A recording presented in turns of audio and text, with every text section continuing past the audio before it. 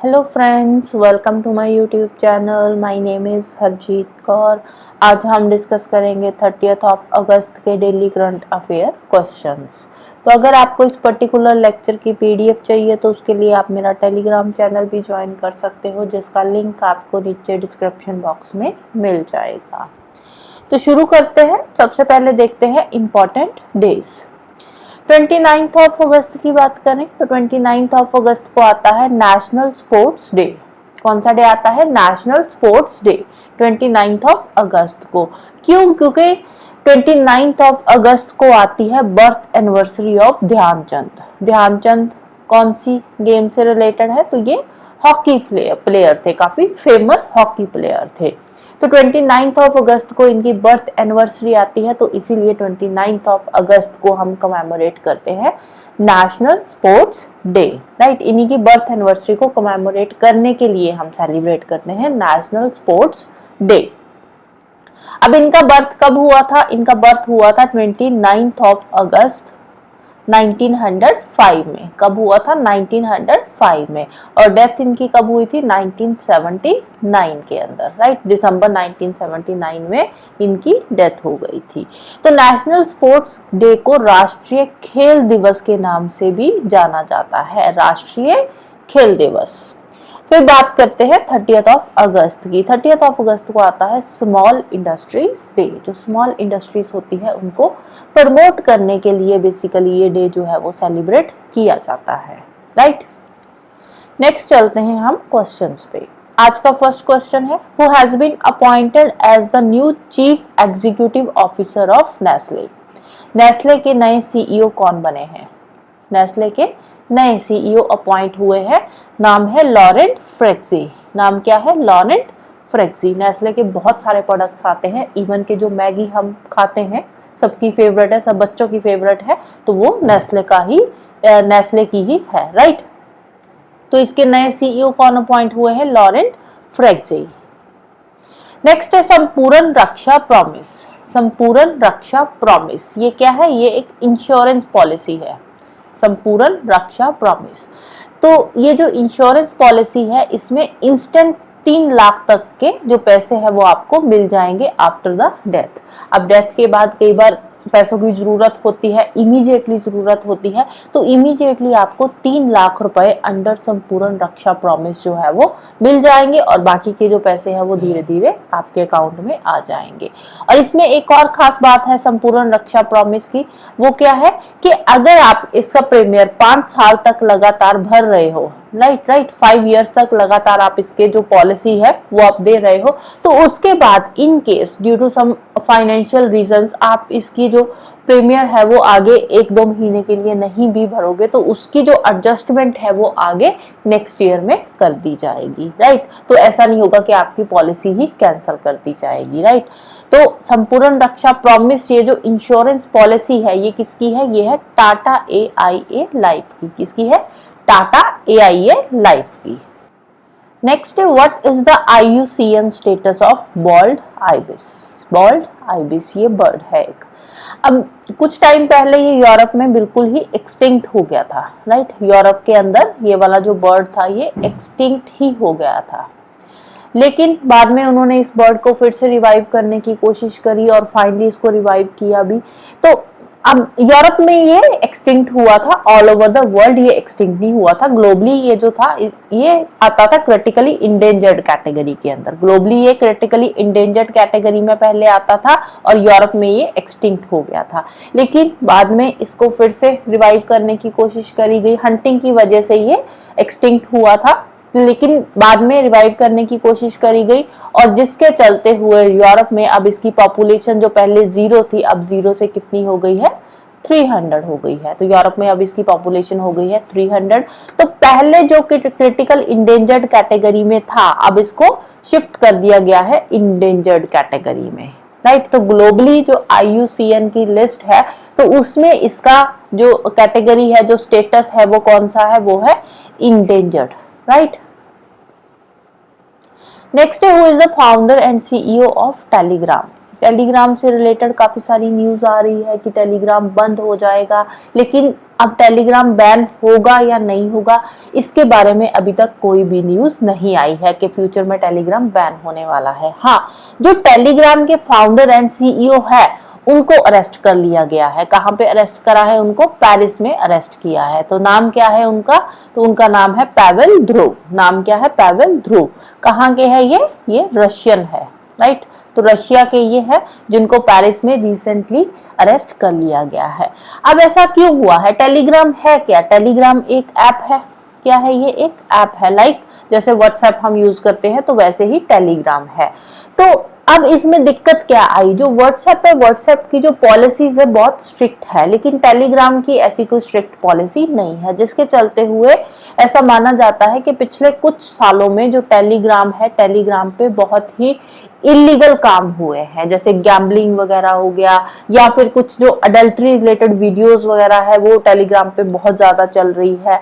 तो जिसके चलते हुए ये जो सारे के सारे एलिगेशंस है वो किस पे जाएंगे? जो इसके फाउंडर है, सीईओ है, तो इसीलिए इनके जो फाउंडर एंड सीईओ है पावेल ध्रुव, उनको पेरिस में अरेस्ट कर लिया गया है। अब टेलीग्राम बैन होगा नहीं होगा इसके बारे में कोई भी न्यूज नहीं आई है। तो टेलीग्राम पे आप अपना ग्रुप बना सकते हो, चैनल बना सकते हो, जैसे हमारा भी चैनल है तो उस पे हम पीडीएफ शेयर करते हैं। तो इसके साथ ही टेलीग्राम पे कुछ इलीगल काम भी हो रहे हैं, तो जिससे के चलते हुए टेलीग्राम को, जो टेलीग्राम का सीईओ है, उस पे ये एलिगेशंस लगाए गए हैं।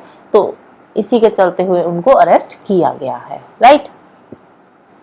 Next loss and damage fund was first announced during. Loss and damage fund क्या है? ये लॉस एंड डैमेज फंड, इसको अनाउंस फर्स्ट टाइम किया गया था COP 27 के अंदर, कॉन्फ्रेंस ऑफ पार्टीज 27 की जो लास्ट ईयर मीटिंग हुई थी। कहाँ पे हुई थी ये?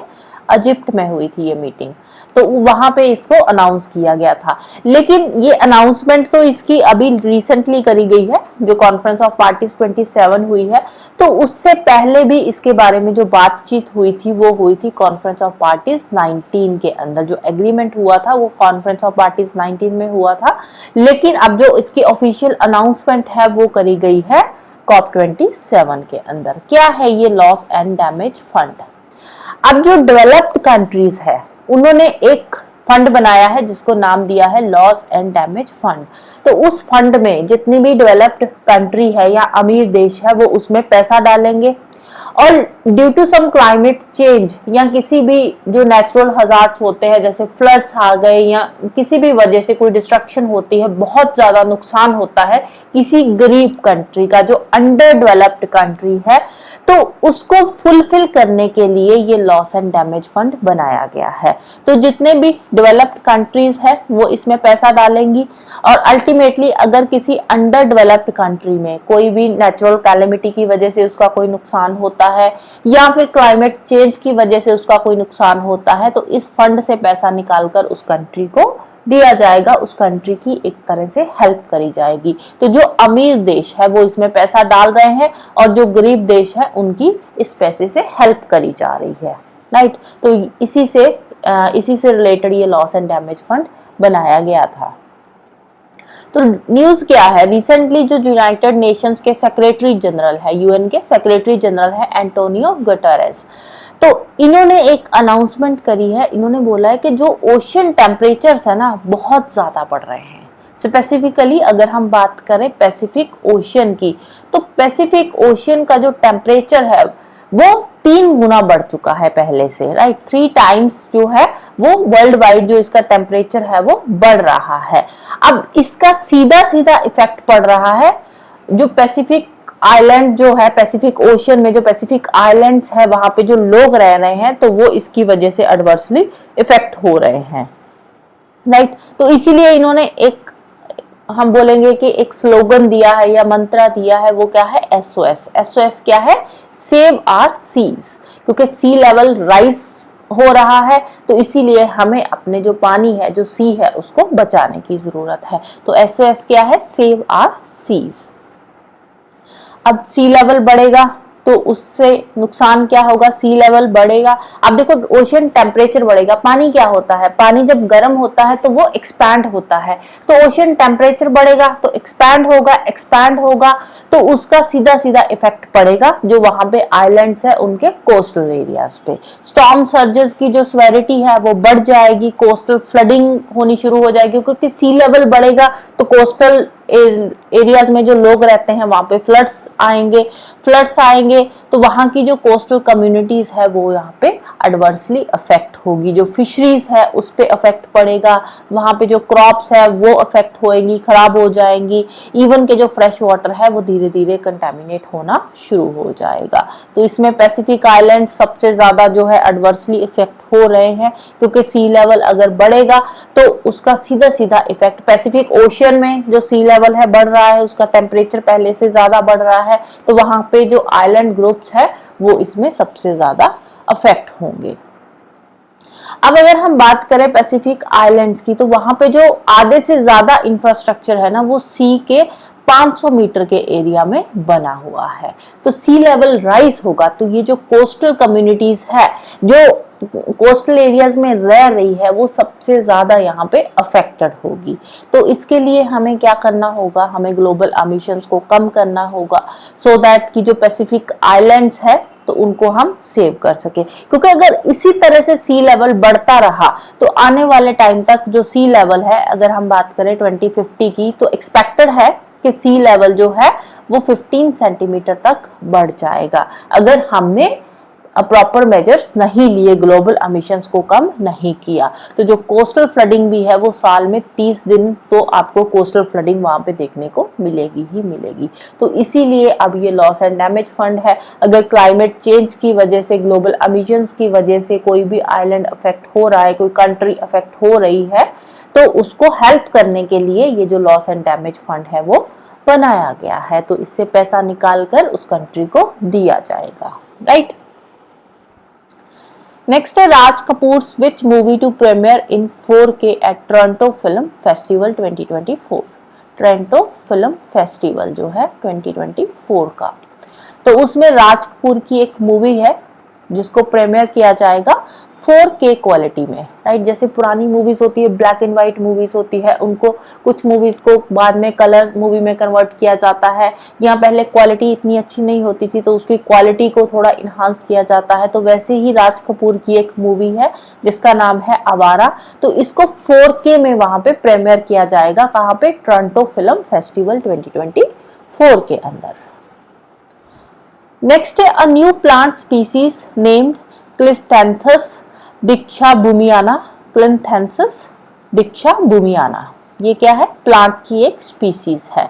तो ये रिसेंटली डिस्कवर करी गई है। कहाँ से इसको डिस्कवर किया गया है, तो इसको डिस्कवर किया गया है महाराष्ट्र से। महाराष्ट्र में स्पेसिफिकली बात करें तो कहाँ से, नागपुर में, महाराष्ट्र नागपुर से। नागपुर में भी एक जगह है अंबगढ़, तो वहां से इसको डिस्कवर किया गया है। तो इसका जो नाम रखा है वो जिस साइंटिस्ट ने इसको डिस्कवर करा है, बोटेनिस्ट ने डिस्कवर करा है, उसके नाम से ही इसका नाम रखा गया है, दिक्षाभूमियाना, राइट। नेक्स्ट है what is an OB trap. OB trap क्या है, ओबी ट्रैप है जो मस्कीटोस है उनको ट्रैप करने के लिए ये जो एक डिवाइस है वो बनाया गया है जिसका नाम है ओबी ट्रैप। ये कुछ इस तरह का है। तो यहाँ पे जो मच्छर है उनको ट्रैप किया जाएगा, ट्रैप करके उनके जो ब्रीडिंग है उसको रोका जाएगा, सो दैट कि हम जो मस्कीटो की पॉपुलेशन है उसको कंट्रोल कर सके। तो इसमें स्पेशली जो मलेरिया कॉजिंग मस्कीटोस होते हैं या डेंगू वाले होते हैं तो उनको यहाँ पे ट्रैप किया जाएगा और उनको आगे ब्रीडिंग जो है उनको रोका जाएगा, सो दैट कि आगे जो बीमारियां फैल रही है उनको कम किया जा सके, राइट। तो ओबी ट्रैप क्या है, मस्कीटोस को ट्रैप करने के लिए एक डिवाइस है, राइट। नेक्स्ट है Prabodh was launched by. Prabodh क्या है, प्रबोध जो है ये एक AI चैटबॉट है। क्या है ये, AI चैटबॉट है। तो इसमें ये किसने लॉन्च करा है, इसको लॉन्च करा है रेलवेज ने। स्पेसिफिकली बात करें तो ईस्टर्न रेलवेज ने इसको लॉन्च किया है। तो इसमें क्या है, इसमें जो रेलवेज के रूल्स वगैरह है उसको इजीली एक्सेस किया जा सके, तो उसके लिए ये जो AI चैटबॉट है रेलवेज ने, ईस्टर्न रेलवेज ने इसको लॉन्च किया है, जिसका नाम क्या रखा है, प्रबोध, राइट। तो प्रबोध किससे रिलेटेड है, ईस्टर्न रेलवे से रिलेटेड है, राइट। सॉरी, नेक्स्ट है आईस्टैप 2.0। आईस्टैप 2.0 वाज लॉन्च्ड टू इनहांस। आईस्टैप 2.0 जो है ये लॉन्च किया गया है, ये किस लिए लॉन्च किया गया है? इसको लॉन्च किया गया है टू इनहांस कस्टम ऑपरेशंस। जो कस्टम ऑपरेशंस होते हैं उनको इनहांस करने के लिए आईस्टैप 2.0 एक ऐप है जिसको लॉन्च किया गया है। तो इसको लॉन्च किसने किया है? इसको लॉन्च किया है हमारी फाइनेंस मिनिस्टर ने। फाइनेंस मिनिस्टर कौन है? निर्मला सीतारमण जी ने। तो रिसेंटली इन्होंने जीएसटी भवन इनॉग्रेट किया था। जीएसटी भवन इनॉग्रेट किया था। अब ये जो जीएसटी भवन की इनॉग्रेशन हुई है ये कहाँ पे हुई है? ये हुई है उदयपुर में। कहाँ पे? उदयपुर, राजस्थान के अंदर जीएसटी भवन को इनॉग्रेट किया गया है। और उसी के टाइम पे ये जो आईस्टैप 2.0 है इसको लॉन्च किया गया है टू इनहांस कस्टम ऑपरेशंस। किसने लॉन्च करा है? हमारी फाइनेंस मिनिस्टर निर्मला सीतारमण जी ने, right. So that's all for today. Hope you like this video. Thank you. Bye bye and have a nice day.